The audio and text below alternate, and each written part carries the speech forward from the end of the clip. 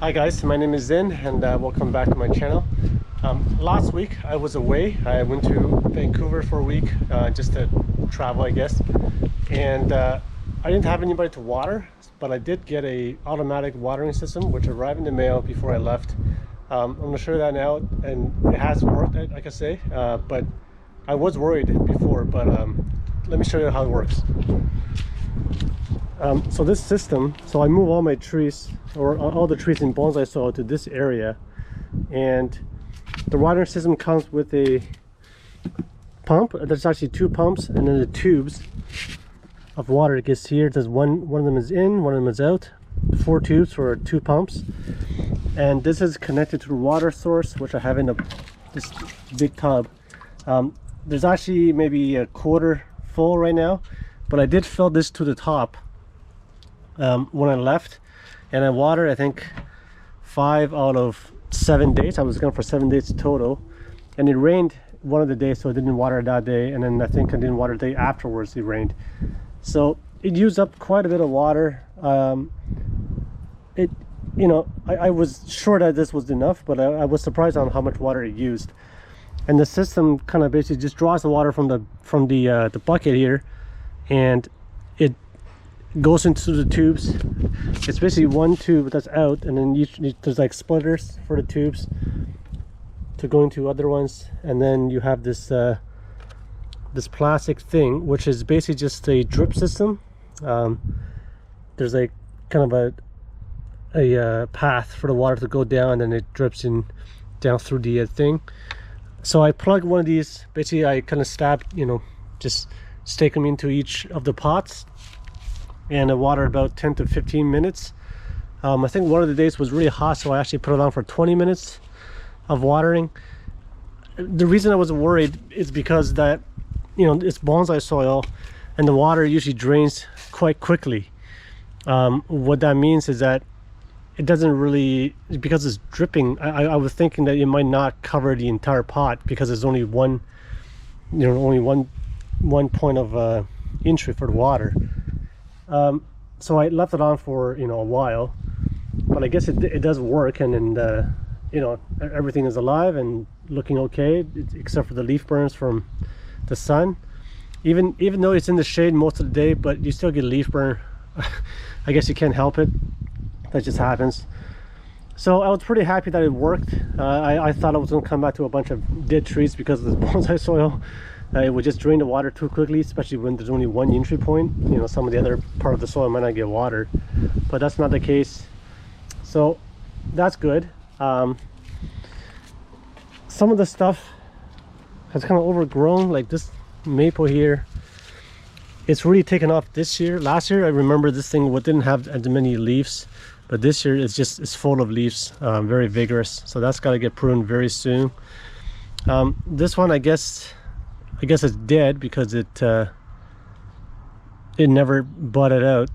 It's we're in June now, so I'm pretty sure this is no good. I'm not sure why this died. I guess I'm trying to scratch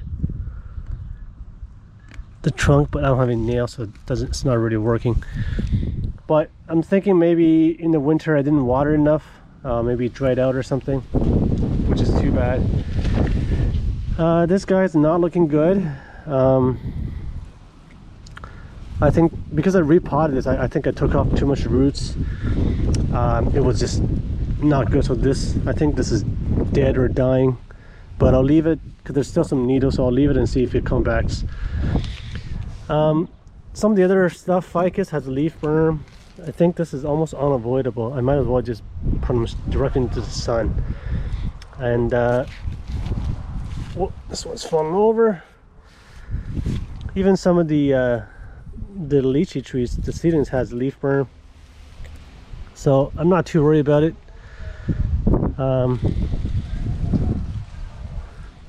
But I am, I am glad that this is alive. That's the amber maple that I repotted. I thought the repot killed it because I rubbed off a lot of the buds, but now I'm seeing the leaves come out, so that's great. So I gotta move this back into the sun after the whole vacation. This thing has the hibiscus and leaf burn, this area gets almost no sun, like maybe an hour or two at most, and it still gets leaf burn. So I think unless you have a really high energy light indoors, leaf burn is almost unavoidable. So during the vacation I did leave the all the succulents in its own area, which did not get watered, and they were fine. They look fine, they feel fine, so they did not really require much water, which is great.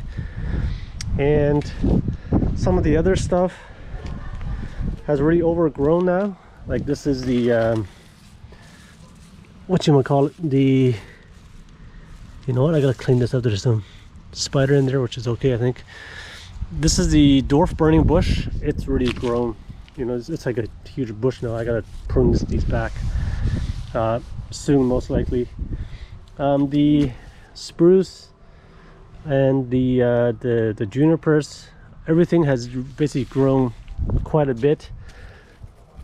This is the honeysuckle, which had some trouble in the beginning, but that happens every year because the leaves will leaf out in the garage, and then you take it outside, it kind of dies off because of the cold. It's not too, you know, the temperature difference plus the sun, it gets a leaf burn, and then now it's coming back again. So this is the giant sequoia. The tips are brown. I think they're not gonna come back, and I don't know why they're brown. I did water in the winter, so maybe there's a lack of water in the winter in the garage, and maybe it was because I put this in a corner. There could have been a lack of sun, maybe. So I think this winter, I guess this year's winter, I will put it near the garage windows so that it gets a bit of sun. But you know, it is growing because there's lots of new shoots, but I have to clean this up because there's a lot of dead branches, or, you know, tips of branches. Some of the other stuff, let's see here. This is another maple that really growing strong this year. The leaves are just massive, so I'm gonna repot this next year to bonsai soil. But yeah, I'm glad to see the trees are really kind of taken off. Last year, you know, these are kind of not weak, but they're not really growing with as much vigor. These are cilantros that I planted. It didn't really rain that much. It only rained one day, so a lot of these, I had a whole bunch of them. They died during the vacation because of lack of water. This is the field maple, growing really well. Everything here is good. Elderberry, I think, and this is the wegala. And after I came back, the pre-bonsai garden has really taken off in this 1 week. I think this is a crab apple because it gets that crab apple cedar crest. You know, these are long branches. This thing last year was only about this tall throughout the entire year, and it wasn't that strong, but this year I can see that it's really taken off.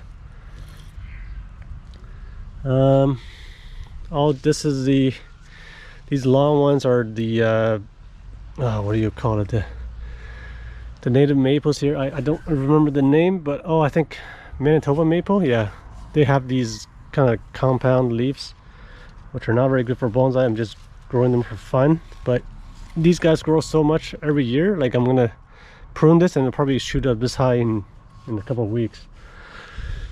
So everything here, everything in the pot here during the vacation was fine. It didn't need water, which is good.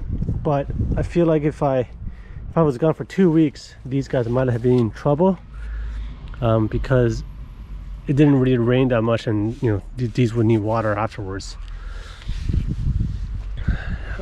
So what else here? So everything in regular soil was not watered by that automatic system during my vacation, and they were all okay for 1 week. I think 1 week, if you have one good week of 1 day good rain, it will cover these guys no problem. But bonsai soil, obviously you have to you have to keep them watered. All the seedlings here, the Japanese maple seedlings, are all growing really well. There's these big ones here. I don't know what this is, to be honest.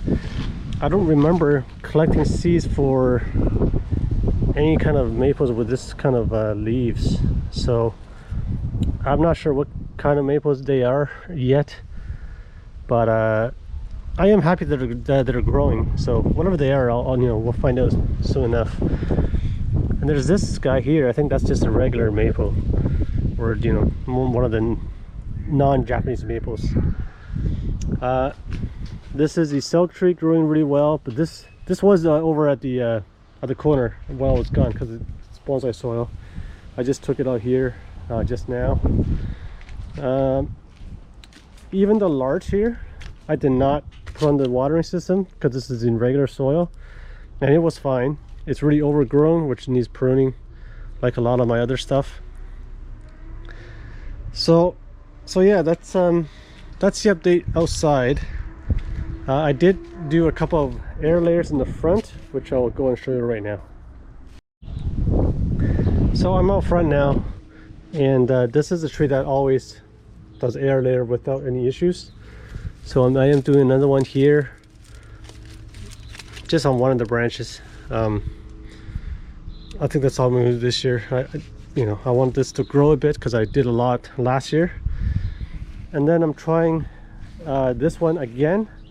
This is the dissectum, and I did this air layer before the tree has leafed out. So I also use root hormone. I use fresh sphagnum moss. So basically whatever I could to hopefully get this done, because last year when I tried, it didn't work. It did last year. It did a lot of, it had a lot of callus, but no roots. So I figure, you know, giving them more time, and you know, with root hormone, hopefully it's gonna help this air layer to actually grow roots. So that's what I'm trying this year. Hopefully, I mean, I'm doing everything I can, so I hope it works.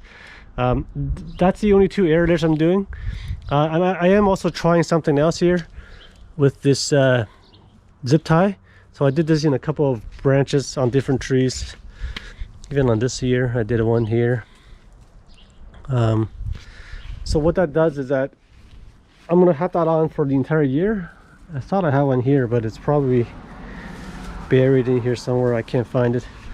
But what that does is that it's going to kind of choke the branch here, and you know, over the year, it's gonna be it's gonna collect a lot of the what is it called, nutrients.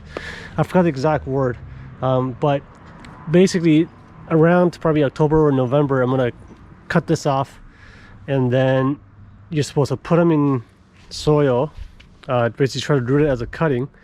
And what you have to do is put a heating mat at the bottom, or anything that has heat at the bottom of the pot, so the heat is coming from the bottom, warms the soil, but the top is cold because the weather's cold.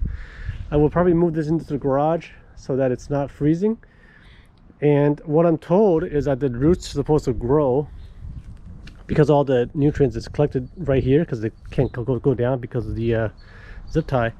So it's gonna root over the winter in the garage or in a protected area, as long as you have heat coming from the bottom. And I've heard that this method success rate is quite high.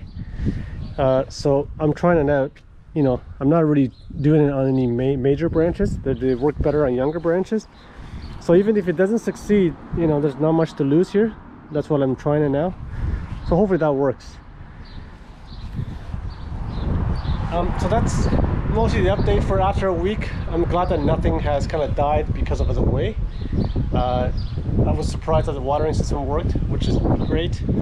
And I did take a lot of photos and a couple of videos in the Vancouver area, because that area has a lot of rain over all the time, pretty much. I was lucky enough that I didn't get any rain during my stay there, but the forecast had rain every day, but then it didn't come down.